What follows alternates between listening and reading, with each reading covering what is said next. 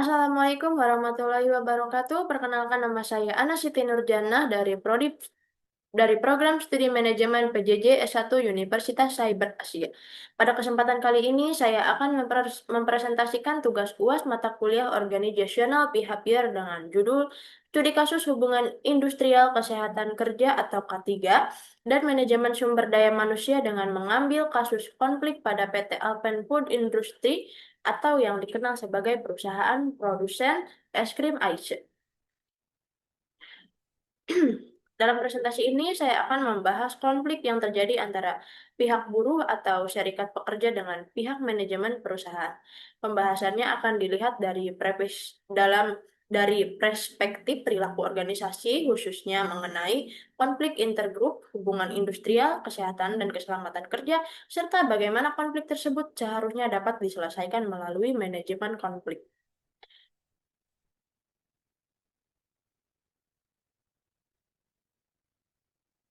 Pada slide kedua ini, saya akan menjelaskan terlebih dahulu masalah utama yang menjadi latar belakang konflik. Konflik yang terjadi pada konflik antara Serikat Gerakan Buruh Bumi Indonesia atau SGBBII atau PT AFI yang berada di bawah F Sedar dengan manajemen PT Alpen Food Industry. Permasalahan yang disampaikan oleh pihak buruh berkaitan dengan kondisi kerja dan hak-hak kesejahteraan pekerja, di antaranya adalah beban kerja yang dianggap terlalu berat, norma kerja yang dianggap tidak sesuai, serta hak kesejahteraan yang dianggap belum sebanding dengan beban pekerjaan. Setelah itu, terdapat isu yang cukup serius berkaitan dengan kesehatan dan keselamatan kerja atau K3 khususnya bagi buruh perempuan yang sedang hamil. Dalam materi khusus ini disebutkan adanya persoalan pemberlakuan shift malam bagi ibu hamil yang dikaitkan dengan tingginya kasus keguguran dan kematian bayi. Masalah lainnya adalah mengenai akses kesehatan pekerjaan. Pekerja disebut mengalami kesulitan untuk mendapatkan izin sakit dan juga second opinion atau pemeriksaan medis dari fasilitas kesehatan di luar klinik yang direkomendasikan perusahaan.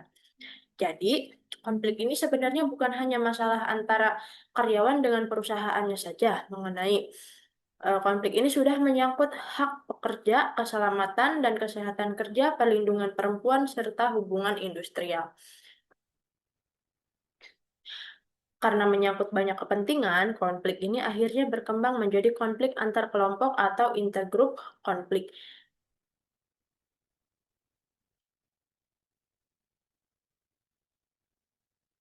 Selanjutnya pada slide ini, eh, saya akan menjelaskan motif dari masing-masing pihak. Dari sisi pekerja atau buruh, yaitu tujuan utamanya adalah mendapatkan perlindungan terhadap hak-hak mereka. Tuntutan tersebut meliputi jaminan K3, penghapusan shift malam bagi ibu hamil, pembayaran bonus yang dianggap layak, serta kebebasan untuk berserikat tanpa adanya intimidasi atau ancaman PHK. Sedangkan dari sisi manajemen, perusahaan memiliki tujuan yang berbeda. Perusahaan tentu harus menjaga efisiensi biaya operasional, fleksibilitas, tenaga kerja melalui sistem kontrak atau PKWT, serta mencapai target produksi. Jadi sebenarnya dari sini sudah terlihat adanya perbedaan kepentingan. Pekerja lebih fokus pada perlindungan dan haknya, sedangkan eh, manajemen lebih fokus pada efisiensi fleksibel tenaga kerja dan pencapaian target produksinya. Dalam pre- dalam prepes- dalam perspektif perilaku organisasi, kondisi ini disebut goal incompatibility, yaitu adanya ketidaksesuaian tujuan antara dua belah pihak. Selain itu, terdapat juga resource scarcity atau keterbatasan sumber daya. Ketika sumber daya perusahaan terbatas, misalnya berkaitan dengan biaya tenaga kerja, fasilitas, atau kompensasi, maka kepentingan antara pekerja dan manajemen dapat semakin bertentangan. Kemudian, ketika komunikasi antara kedua pihak tidak berjalan secara empatik dan terbuka, konflik ini dapat semakin meningkat dan berubah menjadi intergroup hostility, yaitu permusuhan antara kelompok. Jadi menurut saya, akar masalahnya bukan hanya tuntutan pekerjaan saja, tetapi juga adanya perbedaan kepentingan yang tidak berhasil dikelola oleh komunikasi dan penyelesaian konflik yang baik. Pada slide keempat, saya menjelaskan, pada slide ketiga, saya akan menjelaskan siapa saja pihak yang terlibat pada konflik tersebut. Dari pihak pekerja, terdapat dua organisasi utama. Yang pertama adalah SGBII, PT AFI, yaitu Serikat Gerakan Buruh Bumi Indonesia yang berada di lingkungan PT Alpen Food Industry dan menjadi wadah perjuangan para buruh. Kemudian ada FSEDAR, yaitu Federasi Serikat Buruh Demokratik Kerakyatan yang menaungi SGBBII dalam melakukan advokasi hukum, menyampaikan narasi kepada media, dan melakukan aksi massa.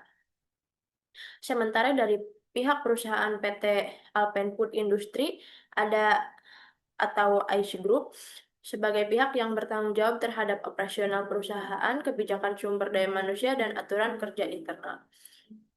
Selain itu, terdapat juga tim legal dan public relation perusahaan yang berperan dalam pengembalian keputusan serta menghadapi konflik yang berkembang menjadi perhatian publik.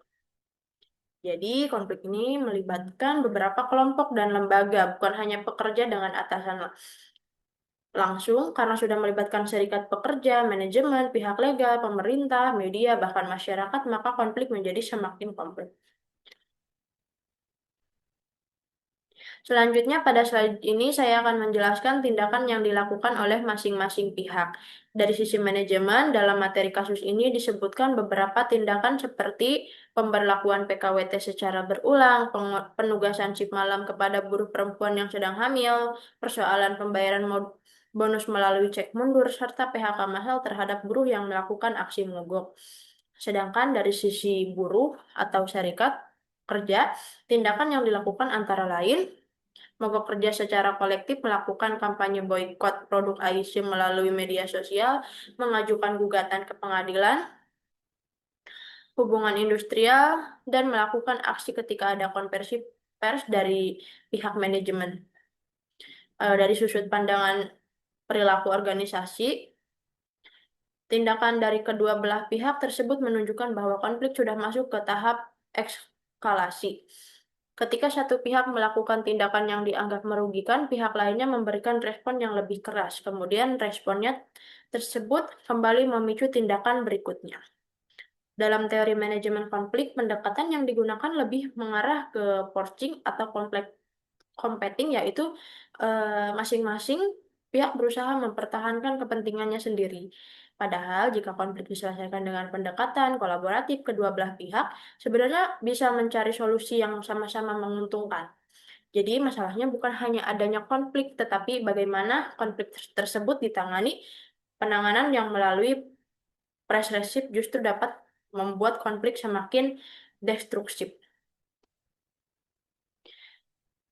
Pada slide ini saya akan menjelaskan kronologi konflik berdasarkan waktu. Konflik sudah mulai terlihat sejak tahun 2017. Pada saat itu muncul perselisihan mengenai penurunan upah. Masalah ketiga, bagi buruh hamil serta kondisi kerja yang dianggap tidak sesuai dengan aturan. Kemudian pada Januari 2019 terdapat perjanjian yang mengenai bonus sebesar 600 juta yang menurut materi dibayarkan menggunakan cek mundur. Kemudian pada Januari 2020 cek tersebut disebut ternyata kosong atau tidak aktif. Setelah itu pada Februari 2020 terjadi mogok kerja secara massal karena salah satu pemicu yang disampaikan dalam kasus adalah adanya 14 kasus keguguran pada buruh hamil serta tuntutan penghapusan shift malam. Perselisihan kemudian berkembang sampai melibatkan Kementerian Ketenagakerjaan, Dinas Tenaga Kerja, dan Pengadilan Hubungan Industrial. Dari kronologi tersebut, kita bisa lihat bahwa konflik tidak terjadi dalam satu waktu saja. Konflik berkembang secara bertahap, masalah yang tidak terselesaikan sejak awal, kemudian menumpuk dan akhirnya menyebabkan konflik menjadi semakin besar.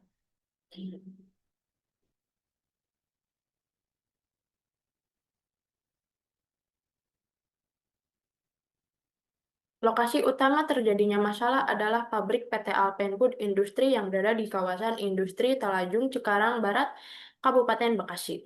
Tetapi konflik tidak hanya terjadi di dalam lingkungan pabrik. Ketika konflik berkembang menjadi konflik hubungan industrial, penyelesaiannya juga melibatkan lembaga seperti Kementerian Tenaga Kerjaan, Dinas Tenaga Kerja, Kabupaten Bekasi, dan Pengadilan Hubungan Industrial Bandung. Selain itu, konflik juga masuk ke ruang publik melalui media massa dan media sosial seperti Twitter dan Instagram. Hal ini penting karena ketika konflik internal organisasi masuk ke ruangan publik, dampaknya bisa menjadi jauh lebih besar.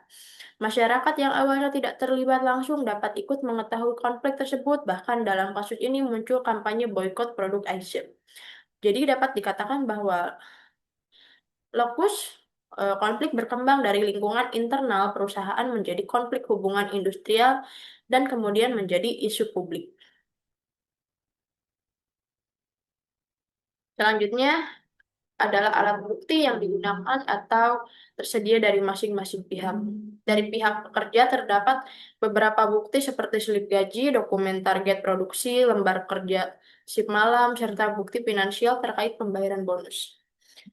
Untuk aspek ketiga, terdapat rekam medis yang berkaitan dengan kasus keguguran dan kematian bayi yang disebut dalam materi. Pihak pekerja juga memiliki bukti berupa selebaran kronologi, rekaman video kondisi kerja, dan surat terkait aksi mogok. Sedangkan dari pihak manajemen terdapat dokumen seperti PKWT, peraturan perusahaan, bukti transfer gaji, tunjangan, dan kompensasi. Perusahaan juga memiliki sertifikat K3 internal dan laporan pemeriksaan medis dari klinik perusahaan. Kemudian, dalam aspek hukum perusahaan memiliki surat peringatan atau SP serta dokumen PHK. Jadi di sisi analisis konflik, masing-masing pihak memiliki bukti untuk mendukung kepentingannya. Hal ini menunjukkan bahwa dalam penyelesaian konflik hubungan industrial, bukti dan dokumen sangat penting karena dapat digunakan sebagai dasar untuk melihat permasalahan secara lebih objektif. Pada slide ini merupakan bagian yang paling penting, yaitu bagaimana konflik tersebut seharusnya diselesaikan. Saya menggunakan model resolusi konflik Thomas Kilmann, khususnya gaya collaborating. Collaborating berarti kedua belah pihak eh, tidak hanya berusaha memenangkan kepentingannya sendiri, tetapi berusaha mencari solusi yang dapat memenuhi kepentingan kedua belah pihak tersebut. Jadi pendekatannya diubah jadi competing atau forcing menjadi collaborating. Contohnya adalah dengan mengaktifkan kembali forum komunikasi antara manajemen dan serikat pekerja secara rutin. Forum tersebut harus menjadi tempat untuk penyampaian keluhan, membahas masalah ketiga, membicarakan kompensasi, dan mengevaluasi kondisi kerja. Selain itu, perlu dilakukan reformasi dalam kebijakan K3 dan manajemen sumber daya manusianya. Dalam materi ini, salah satu rekomendasinya adalah kebijakan yang lebih responsif terhadap pekerja perempuan, termasuk perlindungan kesehatan reproduksi, kemudahan akses medis, dan second opinion serta larangan shift malam bagi buruh hamil. Kemudian dari sisi kompensasi, perusahaan juga perlu mengevaluasi kesesuaian antara beban kerja dan dengan tingkat upah serta memberikan kepastian mengenai pembayaran bonus. Jadi inti dari solusi ini adalah komunikasi, transparansi, pelindungan K3 dan keadilan dalam hubungan kerja. Dengan begitu, konflik tidak harus selalu berakhir dengan mogok, PHK, atau gugatan hukum.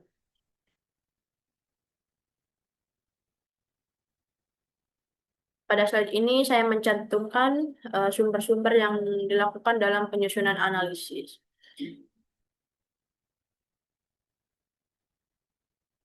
Pada slide ini juga merupakan data singkat mengenai diri saya sebagai mahasiswa. Nama saya Anasiti Nurjana dengan NIM 2502001021100, kelas MJ603, program studi manajemen PJJ S1 Universitas Cyber Asia.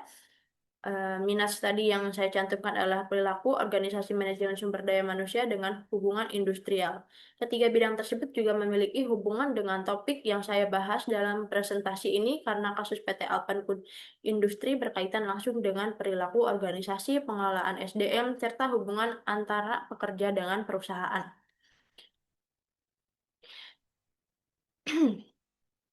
Demikian pemaparan pemaparan saya mengenai studi kasus hubungan industrial kesehatan kerja atau K3 dan manajemen sumber daya manusia pada PT Alpenfood Industri. Dari pembahasan yang sudah saya jelaskan, dapat disimpulkan bahwa konflik dalam organisasi dapat terjadi karena adanya perbedaan tujuan, kepentingan, kebutuhan, dan cara pandang antara kelompok pekerja dengan manajemen.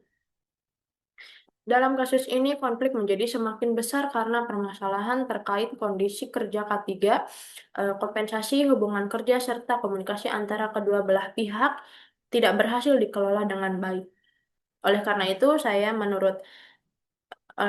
menurut perspektif perilaku organisasi, penyelesaian yang lebih baik adalah menggunakan pendekatan kolaboratif, yaitu kedua belah pihak duduk bersama untuk mencari solusi yang dapat diterima dan memberikan manfaat bagi pekerja maupun perusahaan.